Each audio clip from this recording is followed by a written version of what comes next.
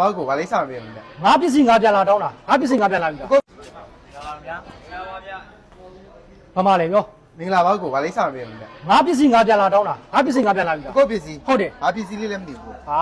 မင်းနဲ့ငါစကားမပြောဘူးစိတ်အောင်ဆိုတဲ့ကောင်ခေါ်ပြီးစိတ်အောင်ဆိုတဲ့ စိတ် ကောင် အောင်ကျွန်တော်ပါကို မင်းလား ဟုတ်တယ်ကိုဟုတ်ထိုင်မှာကို အေးလာမင်းနဲ့ပြောမှာလာထိုင်မင်းထိုင် အော်ဟုတ်ဘာပစ္စည်းလေးလဲကို ဘာပစ္စည်းလည်းမလုပ်နဲ့ဟမ်မင်းတို့ပဲငါ့ကိုလေဗာလေတစ်ဆက်လုံး3သိန်းဆိုလို့ငါတစ်ခုဝယ်လိုက်တယ်ကွာနောက်တစ်ခုကျတော့ဗာလေတစ်ဆက်လုံး5သိန်းဆိုလို့အဲ့တော့ဗာငါထိုင်လိုက်တာအခုငွေလွှဲပြီးသွားပြီနှစ်ပတ်ရှိသွားပြီအခုဒီပစ္စည်းလည်းရောက်မလာဘူးဗမာလည်းပေးငါပစ္စည်းပေး ဟိုဟာလေအကိုဝယ်လိုက်တဲ့ပိတ်လေညီလေးတို့တစ်ချက်ပြရပါ မင်းတို့ကငါ့ကိုလိန်နေထိနေတာပေါ့အေးပြမှာမကြီး